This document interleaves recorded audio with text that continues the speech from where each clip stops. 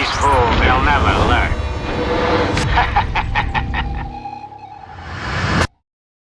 Hello everyone, welcome back to the channel. So literally probably about 30 seconds ago, I just got through with watching 100 Yards or 100 Yards, depending on how you pronounce it. I guess it's either 100 or 100 Yards. Anyway, if you don't know about the film, it's a brand new martial arts film. It actually dropped in China in 2023. It's now getting released by Wellgo USA in the US, 2024, obviously. It's hit streaming service, not streaming services, sorry. It's hit, streaming platforms, so you can actually rent and buy it now in digital form, with a Blu-ray to come. I can't quite remember what the date is that's coming out. I think it's sometime in December. But I just got done watching it. I rented it and decided to give it a go. I have a lot to say about this film. I think I have a lot to say. I'm sorry if you can hear construction as well. There's some construction going on outside, so hopefully it doesn't come through too loudly on the video. But I've got some stuff to talk about with this film, and I don't really know where to start because, I think I do. So, 100 Yards is a flat-out kung fu film. It is by definition, it is a kung fu film. And by that, I don't mean, it's a film with kung fu in it. I don't mean that. I mean, the film is all about kung fu. It is all about martial arts. It's about, you know how Shaw Brothers used to reference the martial world? This is completely about the martial world, through and through. It's focused on the arts themselves, literally the martial arts, the style, the art of fighting. And it is absolutely incredible. I kid you not. I don't really know how to convey my emotions. I think, personally, for me, it's the second best martial arts film I've seen this year. And that's only because I'm one of the lucky few that have seen the third Baby Assassins film, which is my favorite film of the year. So there's, it's not outdoing that because I just love that film. But 100 Yards for me is the second best martial arts film of the year. And to be honest, I think it's going to be in my top 10 films of the year overall, any genre. It is wonderful. And I actually went back, I paused the film for a moment halfway through, and I don't know why I did this, but I went online and I checked out a few reviews of it. I knew that most of them were glowing, but I actually went to Variety. Variety, big people, they're the upper echelon of movie reviewing. And I checked out their review, and I understood what they said, but I feel sad for anyone that reads their review and kind of walks away from the film and doesn't watch it. So what they said is basically the action, flawless. The action is fantastic, and it is. But what they said is the film is kind of cold and emotionless. They actually referred to it as lukewarm. It has lukewarm drama, they referred to. And I want to address that for a moment. Now, the plot of this film is relatively simple. Relatively. So you've got a character played by Jackie Hung. You have a character played by Andy On. You have an old kung fu master.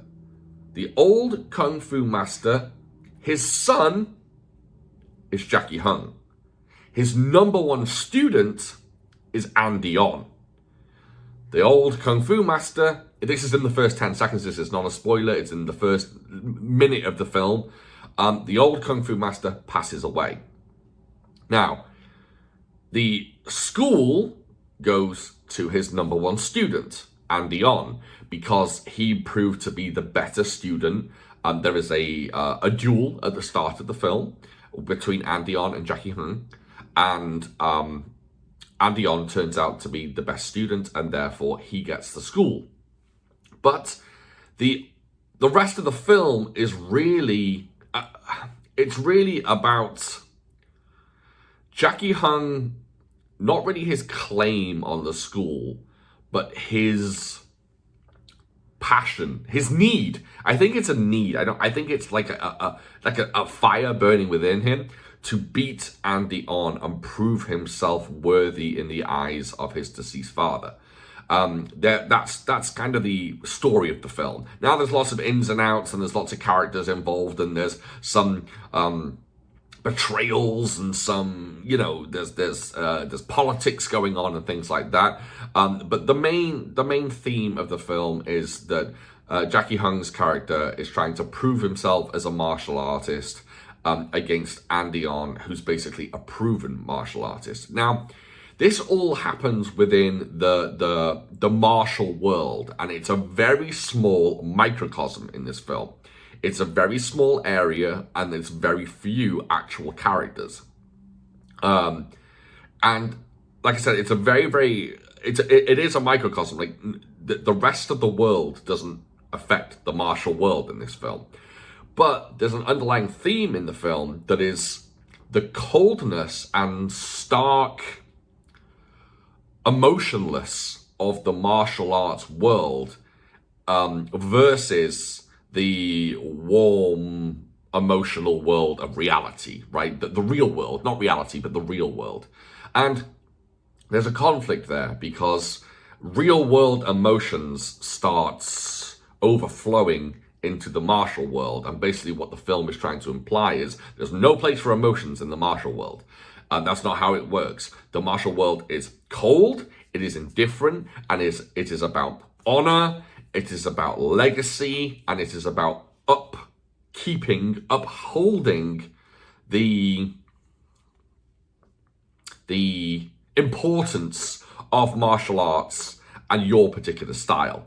And that's a really interesting theme. And I think what Variety did is they watched the film and they were just like, well, why is everyone so cold? Why is everyone so, like, there's no really, like, almost at times I feel like there's no inflection in their tone. They're very kind of monotone and very stoic is the word I'm looking for. Very stoic. And I guess Variety were just like, well, why should we enjoy this because it's cold? But that's the point of the film. The point of the film is that the martial world is cold. But when there are certain emotional elements involved in the film, like romance, for example, it's about these characters having to fight with themselves to decide whether they are part of the martial world or part of the real world. I think that's a theme in the film, and I think it's an important theme to know when watching the film, because otherwise it is going to seem very bleak, very empty of emotion, and I don't think that I don't think that's an accusation we can throw at it in a negative way, because it's kind of the point of the film. And if someone misses that, then yeah, they're going to feel like maybe it is not what they signed on for. Anyway, that's one of the themes of the film. And by the way, I'm not going to go into any spoilers here. It's not what I want to do. I try not to spoil films. I'm just kind of going into some of the film themes, and then I'll mention some of the action as well. One of the other themes is like, there's a really, really interesting, I think this is the most interesting theme of the film to me. And it's about the theatricality, is that a word? The theatrics, I'll leave it as that. It's about the theatrics of the martial world. How everyone in the martial world is basically, by the way, if you're watching this video, drink every time I say martial world, and you will be dead before the end of this video. It's about the, what am I trying to say? Yeah, the theatrics of the martial, there we go again, martial world, in that everyone's an actor. Everyone's playing a part and playing a role, and the role is kind of superfluous, kind of unnecessary, kind of a joke almost. And I think it's about the modern world, the real modern world, the evolution of the modern world, comparing itself to the antiquated, old-fashioned stylings of those that live in the life and the world of the martial artist. Obviously within the confines of a movie, not reality, or at least not today's reality. You know, there's a huge difference these days. But I think I think the film, it has so much to offer, and it has so much to dig into and dig deep into. And I think those that like Zhu Haofeng's films, that's the director of this film, Zhu Haofeng, who did The Final Master. He also did Judge Archer, if you've seen that film. I believe he wrote The Grand Master as well. I'm pretty sure he wrote The Grand Master, Wong Kar-wai's The Grand Master. On this one, he actually teams up for the first time with his brother, which is Junfeng, I think. I could be saying these names wrong, but Junfeng, I think. And is that how you pronounce Zhu? Is it X-U? Zhu? I'm probably getting that wrong too. Anyway, Zhu Junfeng and Zhu Haofeng, and I think Zhu Haofeng really benefits from the team up with his brother. I think his brother brings something very interesting to the film, which is a little more flavor than his other films. I think The Final Master, for example, I like The Final Master, but that film is very cold, and it feels, it's not necessarily, it feels even visually pretentious. Like the martial art, the fight scenes, I think, in Zhu Haofeng's previous films are pretentious. In a good way, but they are pretentious. That, you know, you have to buy into them to really enjoy them. Anyway, that's not the case here. The action in this film is flawless. It is impeccable stuff. I imagine Zhu Haofeng choreographed the fight scenes again, like he does in most of his films, but I imagine his brother stepped in a little bit here, because it's a different flavor to his previous films. It's a different flavor. The stylings are different. The speed even. It still has that kind of, I don't know how to explain it. In Zhu Haofeng's films, it tends to be when people hit others, there's like a, I don't know if you can hear that. There's like a slap sound rather than a whoosh sound. It's very slappy, like kind of hits like that, and meaning that it actually sounds quite real. If you ever hear someone knock someone out in real life, you know, they hit him on the chin, it is not the sound from a 70s Kung Fu film or an 80s Kung Fu film or Iron Monkey. It is the sound of a fist hitting meat. It's a slappy sound. And in this film, there's lots of slappy sounds. And I love it. I absolutely love it. It's really, it gives it a sense of reality, but there's also like a language of physicality in this film. And by that, I mean, I'm sounding pretentious here. I think if you watch the fight scenes in this film within the context of the themes and the plot, there is so much to understand and so much to dig into on a physical level. There's like a language to the fight scenes. I don't even quite know what I even mean by that. But like, I think Zhu Haofeng and maybe his brother knows that if someone does this with their hand, right, and uses this part and goes in your throat, in a Kung Fu movie, you go, get hit, and you go back, and then you pose fucking some shapes, and then you come back out. In this film, someone gets hit, and they drop like a sack of shit. And that's great, because that's what happens in real life. And in this film, if someone has a pole, has a staff, and they, with the end of the staff, I actually have a staff in the corner here, but I can't reach it. If they hit you with the end of a staff, the end rather than the, actual side, but the end of a staff, if it just goes bang and like hits you even here, you don't get hit by a staff and keep on coming. You get hit hard there, you're gonna go, and step back or even drop down to one knee and you're hurt. This film understands that. This film gives you that. Yes, it is a kind of modern version of old school shapes, dare I say. In a way, it's kind of I guess it's more Ip Man-y than proper shapes, I guess.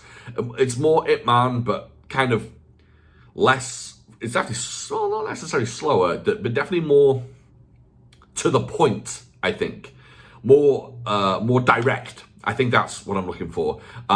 While Ip Man has flourishes and it looks fancy, in 100 Yards, it doesn't really look that fancy. It's beautiful. It's poetry. It's visual poetry, but it's not aimed to be fancy. It's aiming to be direct and forceful and to put people down. But I think that's going to put a few people off, or maybe a lot of people off, because we don't expect that in Kung Fu films anymore. We expect the pop, pop, pop, pop, and then 100 fucking punches like Ip Man does, the chain punches.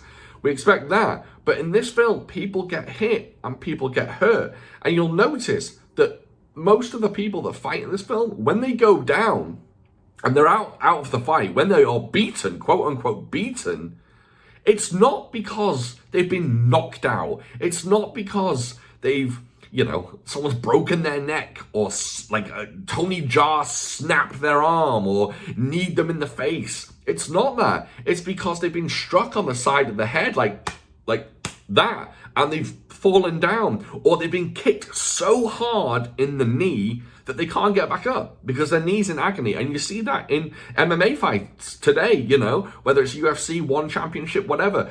A Muay Thai fighter kicks someone hard enough in the knee, on the rare occasion, obviously these people are trained to take kicks in the knee in MMA fights, but sometimes you kick someone hard enough, or you kick someone enough in that leg, even in the thigh meat, they're going down and they don't get back up. It's a TKO because they're out. And then this film knows that. It does exactly the same thing. It's if you are in a fight with someone and you get, punched in the ribs hard enough, or kicked in the shin hard enough, you're not going to jump back up. You're not going to go, right, it's my turn now, I'm going to come at you. You are going down and you are staying down. People in this film are like fucking Peter Griffin when he hits his knee and does the whole thing. That's probably an antiquated reference. When does that happen? In the first season of Family Guy? It shows how long I haven't watched Family Guy for. I don't know if it's happened after that, but that's when I watched Family Guy, back in whenever, 1983 or whenever it started. But yeah, it's kind of like that. It's, people drop and people are hurt, and they stay down because they are hurt. And it doesn't take a million things to hurt them. It's not overblown. It's not over the top. And don't get me wrong, I love my over the top stuff. I love people getting knives stuck in their arm and torn down their arm, a la The Night Comes For Us, and still keep on coming. I love that stuff. But in this film, there's a very unique and interesting, a new, dare I say, new flavor to it, where people get hit and they go down and they stay down because that's what you would do. And it's the same when weapons are involved. In this film, there's a lot of weapons fights where people don't use bladed weapons. In some fights, the blades are dull, so they don't, you can't stab people, you can't cut people. And later on, they're using fully sharpened weapons, but they tie rope around the blades. So they tie rope around it, so you actually get hit by a thick strand of rope. So people get smacked in the side of the face with this rope, but it's wrapped around a metal blade. They go down. And that is the beauty of this film. There is a realism to it, but it's still that I keep doing this with my hands because I just want to do, there's still the shapes of it all, the blocks and the punches at the same time, when you block and punch. I know what I'm doing. Believe it or not, I am not a Kung Fu master. In fact, I posted on Twitter, or X, whatever you want to call it, earlier. I actually pulled my arm, a muscle in my arm today, because I was practicing shapes in my kitchen. I was doing mantis style in my kitchen, which I've never learned in my life. I'm literally just copying Kung Fu films, and I pulled a muscle in my arm.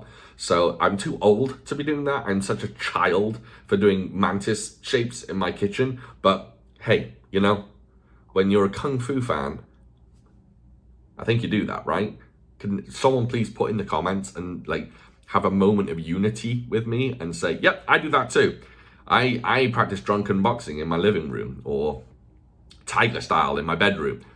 Please agree with me. I think everyone does that, right? Anyway, what the hell am I talking about? Yeah, but anyway, the fights in this film are not only wonderful to look at, beautiful, although they are new, they may for some, they may take a little while to get used to. I think the first fight is very reminiscent of kind of the typical stuff we see. Reason being, right? When two martial arts masters fight in this film, it's very an exchange. It's an exchange of blows, right? It's pop, pop, pop, pop, pop, pop, boom. Then they hit him. So a bit of blocks, and then boom, they hit. Whereas when they fight not so known kung fu, or not kung fu masters, but kung fu novices, let's call them, or people who are not top tier when it comes to martial arts, it's more direct. There's a block and a knockout. It's bam, bam, rather than pop, pop, pop, pop, bam. It's like does this language, am I making sense? I hope I am. In my brain, I make sense when I say stuff like this. I think everyone understands me going pop, pop, pop, bang. I think everyone understands that. I think everyone in my head, just like I'm thinking of Drunken Master and Drunken Master 2 and Mystery of Chess Boxing and Fearless Hyena and Daggers 8 and Shaolin Intruders. In my head, that's what I'm thinking of when I think of these things, the pop, pop, pop, pop, bang. But when I'm thinking of bang, bang, it's a block. It's maybe 2 blocks, pop, pop, boom, pop, pop, boom, right? I hope everyone understands what I'm talking about. But that's this film. So those who aren't on the level of the main characters, my point is they get dispatched quickly. They'll put down quickly. Whereas when the masters fight, it's more of an exchange because they're both on the same level. So it's really impressive. Like I said, there's a language to this. It makes sense. Everything is within the context of making sense within this world. And I think that's the important thing. And that's unique, you know? That doesn't happen in every film, but it does in this, and it's very, very interesting. But yes, also the fights in this film, there are plenty of them. They are frequent. They are different. They are all different. There is an absolute smorgasbord of weapons in this film. Every weapon under the sun is used apart from nunchucks. No one uses nunchucks. Or sai. No one uses sai, but they're Japanese weapons. This is a Chinese film. But every Chinese weapon under the sun is used. Now I keep going, apart from this one in my head. A lot of Chinese weapons are used in this film, not all of them. There's no chain whip or 3-section staff, for example. But there's a lot of very interesting weapons that are used. And even some ones I've never seen before. There's like, tonfa, like for those who don't know, basically nightsticks, that style. You hold the handle and it goes down your arm like that. There are like curved ones with like curves at the end on either end. So they're very good at trapping weapons. Very interesting. All the kinds of weapons. There's a lady that does Tai Chi. I think it's Tai Chi. I could be wrong. She's kind of doing this solo form thing halfway through the film, and it looks like Tai Chi, very internal kung fu, like she's summoning internal energy and kind of bursting it out. And then later on when she fights, she doesn't necessarily use that same style, but she uses a very different style, which is super interesting. And she uses two, I don't even know what to call them. Do you remember in maths class? I call it maths because I'm from the UK. If you're an American, you call it math. There's an S difference. So in maths class, do you remember those rulers that teachers would use for geometry, only geometry? And it was a ruler that was straight at the bottom. It was a, what triangle? Not a right angle triangle. Is it a right angle triangle? I don't think so. What's the other triangle? Oh my God, I haven't been in school for so long. I've forgotten so much. But it's the triangle where a side like this and a side like this, and then straight. Isosceles? I've got no idea. I don't know what I'm talking about. I'm out of my element. Anyway, she uses triangle rulers. Literally rulers. They're not weapons that look like rulers. They're literally rulers. She's in the classroom, and she uses 2 rulers to fight. And it's fucking awesome. It's really, really good. Loads of bladed weapons, different styles. Just really, really interesting stuff. There's a guy that does Hung Gar towards the end. Just brings out I think it's the iron wire, the straight fist of Hung Gar. Uses that. It's just great. It's an awesome, awesome film. I promise you, go and rent it. You can rent it and buy it now. I think it's actually fairly cheap. Well, depends on what you call cheap. But I believe it's not like, $25 to rent like some newer films are. I think it's just $7 to rent at the moment. I think that's what I paid. $6, $7 maybe. I can't remember. I think it's like maybe $20 to buy on digital. I'm not a digital man. I wanted to rent this because I wanted to see this film. I have been waiting for it forever. Full disclosure, I did obtain a copy of this film early, but it had no English subtitles. And I see a few people out there, and this is fine. I'm not knocking anyone. I'm not disrespecting anyone. I'm just saying, I see a lot of people out there saying you can happily watch this film without English subtitles and you can understand the film. Yes and no. Will you get the general plot? Yes, it's two people fighting each other and planning duels, and that's the plot.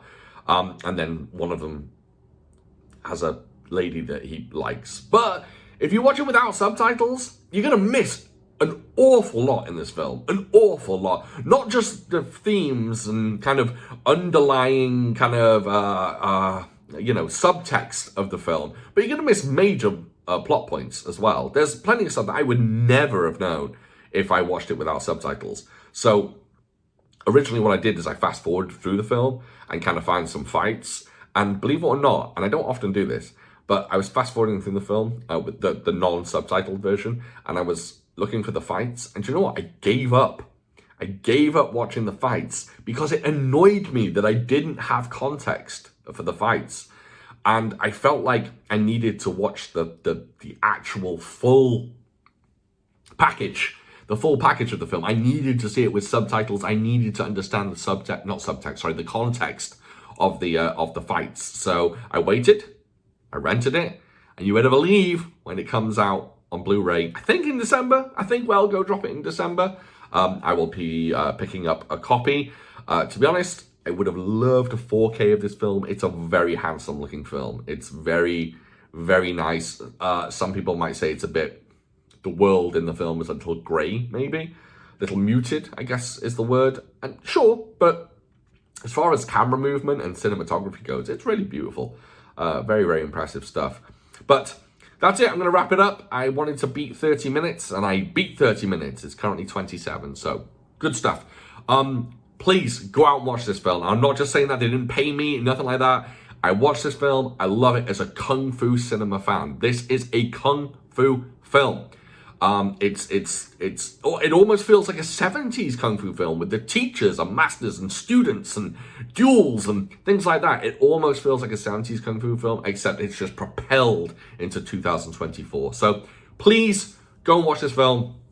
You'll love it. Guaranteed you'll love it. Just give it some time and be open for it. It is a little cold. It's a little muted. And the fights may take a little for you to warm up to, although some people just say they loved it from the get-go. But give it some time. Please take your time. Enjoy it.